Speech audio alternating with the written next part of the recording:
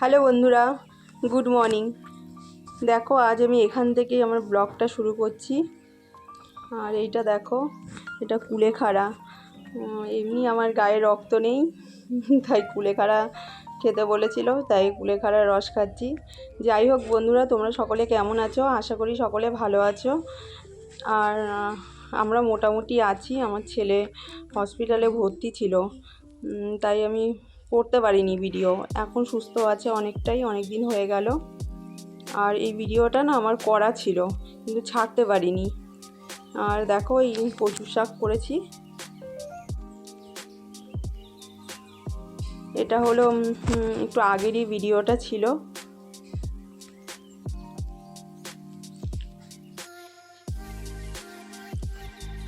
আর এটা আমি স্টেশন থেকে নিয়ে এসেছিলাম, সেই ঘুরতে গেছিলাম না, এরা সেই নিকো পার্কে গেছিলাম, তারপরে হুগলি স্টেশনে নেমেছিলাম। এগুলো কোটা পাওয়া যায় ওখানে, কচু শাক, তাই ওখান থেকে আমি নিয়ে এসেছিলাম। আর দেখো আমি এঁচোড় রান্না করব, চিংড়ি মাছ দিয়ে এঁচোড় রান্না করব। আর আমার ছেলের একটু হঠাৎ করে গরমটা পড়ে গেল না, এমন কোনো রিচ আমাদের হয়নি। আর এগুলোই রান্না হয়েছিল। খুব যে আমি রিচ করে রান্না করেছি তাও না, অনেকটা আগে থেকেই হয়তো ওর কী বলো তো, পটিটা ঠিক মতন পরিষ্কার হতে চায় না।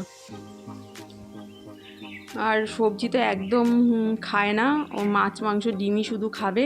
আর বলো না, সেটাই সবজি যদি না খায় পেট কখনোই পরিষ্কার হয় না ঠিকঠাক করে। এর জন্যই অনেক সময় কি বলো তো, বমি, সেই সন্ধ্যাবেলা থেকে বমি হচ্ছিল। আর প্রায় 10টা বাজে, অনেক কিছু ওআরএস, তারপরে হলো লিকুইড ওআরএস, ওষুধ, এইসব অনেক কিছু দেওয়া হয়েছে, কিন্তু বমিটা আর কন্ট্রোল হচ্ছিল না।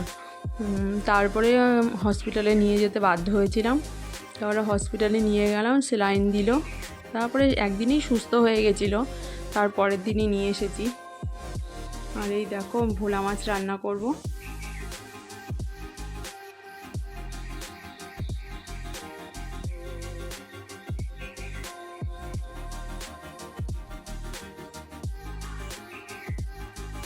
এই যে ভোলা মাছটা ভেজে নিচ্ছি।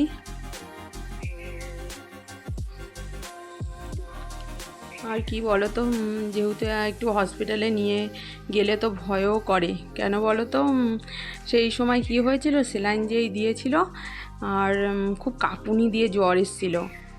এবার সেটা আমি জানতাম না যে অনেক সময় সেলাইন দেওয়ার পর অনেক সময় কাঁপুনি হয়, ওটা নাকি খুব ঠান্ডা হয়।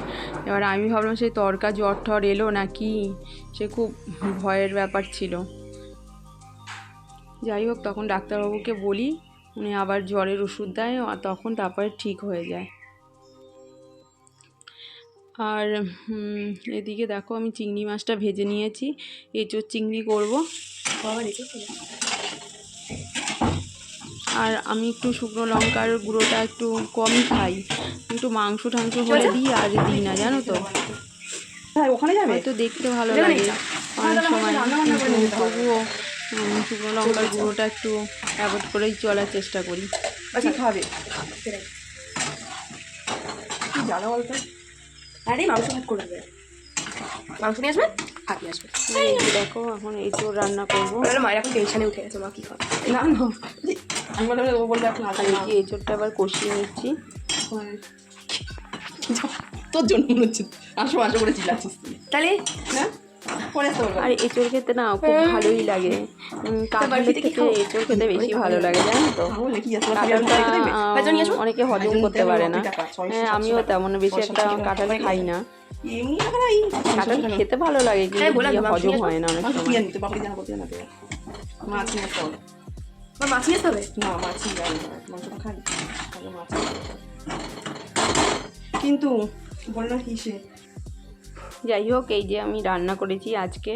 আর সকালে যে কচুর শাকটা দেখলে না, ওটা হলো দিয়ে সকালেই খাবার খেয়ে নিয়েছি। আর এদিকে দেখো মেয়ে এদের একটু নাচ শেখাচ্ছে, যে ওদের ইসের সামনে দোল আসছে, দোলেতে এইসব নাচগুলো তুলবে, তাই পাড়ার ওদের নিয়ে সবাই নিয়ে নাচ করছে।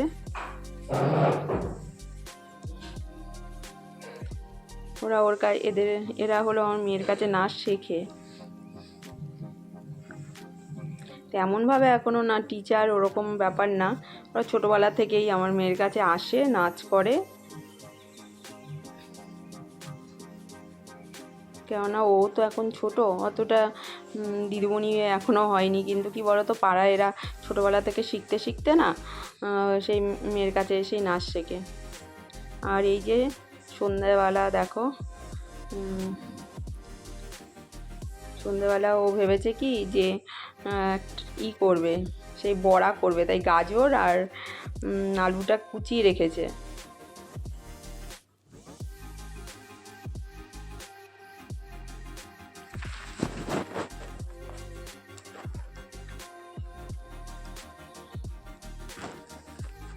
আর ওরাও আমাদের ঘরেই ছিল, যারা নাচ করতে এসেছিল। ওরা কি হঠাৎভাবে না কারেন্ট চলে গেছিলো, তাই ছিল। তারপর এবার ওরা খেলছিল, বলছে কারেন্ট চলে গেছে নাচ করতে করতে, তাই বললো যে মা কিছু একটা করি, এখন তো আর নাচ করা যাবে না। তাই ও আবার সেই সব মাখিয়ে একটা বড়ার মতো করলো। ও করেছিল, তার মধ্যে আমি আবার পরে দেখলাম একটু নরম নরম হয়েছে, একটু চালের গুঁড়ি দিয়ে দিয়েছিলাম। তারপরে দেখো এখন একটু শক্ত হয়েছে।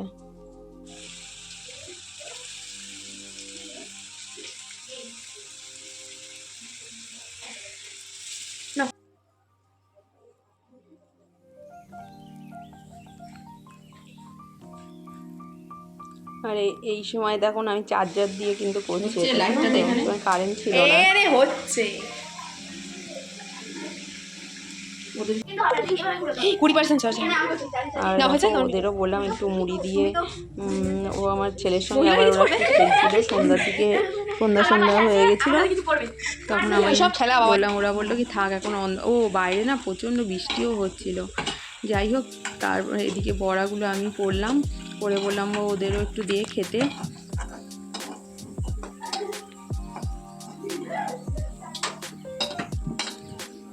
যেহেতু বাইরে ওরা যেতে পারছিল না, তো বাড়িতে আমি তাই একটু বড়াটা তোর নেই, তুই বসতে হবে না, খেতে দিলাম। বাবা চলে, বাবা এসছে। ঠিক আছে বন্ধুরা, আজ এ পর্যন্তই। যদি ভালো লাগে ফটো রেখে দে, এরকম ফটো করে। নেক্সট ভিডিও নিয়ে আবার হাজির হবে। আমার পরের জন্য একটা রেখে দিলাম, আর সবাই মিলে দেখো অন্ধকারের মধ্যে গরম ভূত লাগে।